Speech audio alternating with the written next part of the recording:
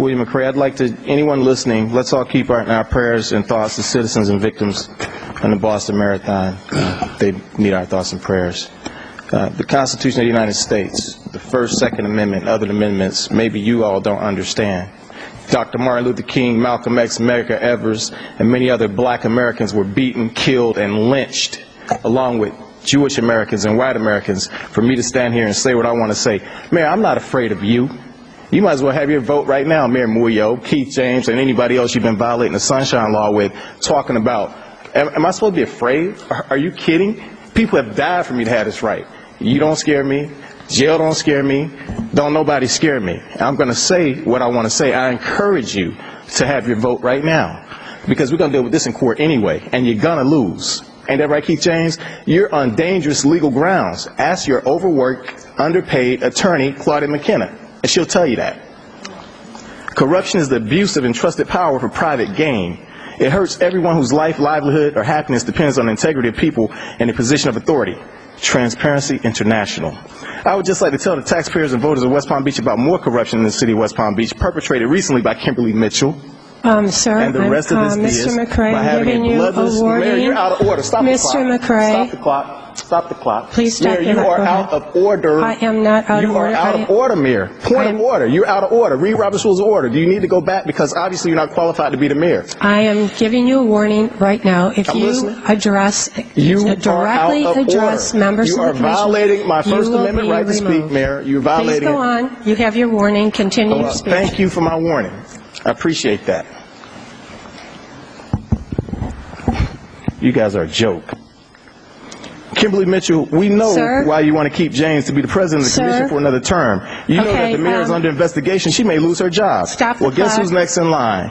Commission, I'd like to have this gentleman removed. I need a majority vote from you. How do you feel about that? I vote in favor. I have one in favor.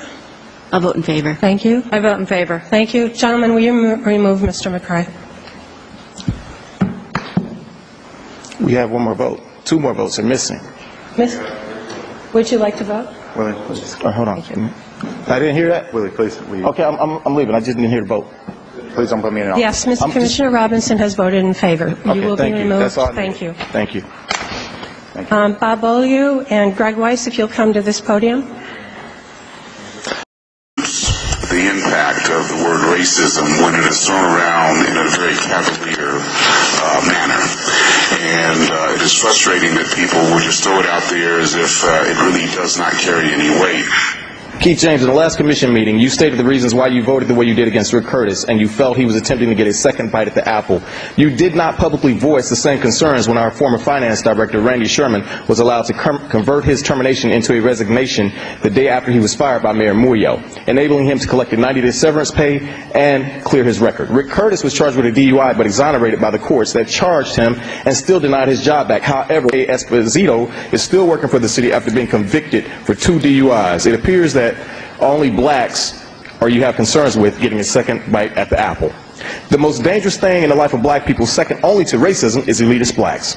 Elitist blacks are largely responsible for the lack of progress and diminished quality of life experienced by the black masses. Elitist blacks are some ministers, some imams, some religious leaders, some business owners, some politicians, some community leaders, some college graduates who align themselves with the power structure to sustain their existence in that relationship with the power structure by exploiting, misrepresenting, and misleading the black masses. Ivy League universities like Harvard look for people like you to train you, recruit you, and stymie efforts and rubber stamp the racism that is perpetrated on black people by people like you.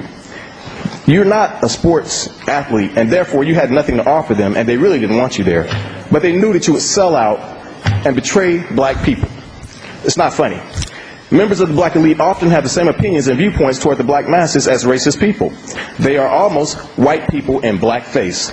They have the same ambitions, same goals, and they are just as interested in moving out of neighborhoods and not supporting black people in their neighborhoods. They treat black children just as poorly and meanly as a racist would do. Black elites are the biggest reason for the lack of progress within the black masses. What they do is set themselves up as leaders for the black masses. What you have are Negroes who don't like black people, who are misleading black people. These are people who are so quick to be appointed to government positions that are of influence to the black community and give a false belief or notion that they actually do some good for black people, and they are not. Some people like to call black elitists bourgeois. These black elitists, civil rights leaders, and ministers are doing nothing of substance to help black people. All they do is feed off of black people's emotions. These are the people who set up in a church in a black neighborhood and do nothing from the community but extract hundreds of thousands of dollars from the neighborhood, and often under the disguise of faith-based initiatives. These are people who run for public offices and never do anything of substance for black people. All they do is help themselves at the expense of black people. They may appear to represent different factions of the community, but at the end of the day, they come together in secret and in private and meet amongst themselves. These are the very people who are careful about their words. They don't say too much when racism strikes black people because of their relationship with the power structure that prohibits them from going to war with this power structure. They often have a relationship with the racists, and it's their job to calm blacks down. Thank you, Mr. McCray. So they're not forced to do the job that they should be doing. Thank you, Mr. McCray.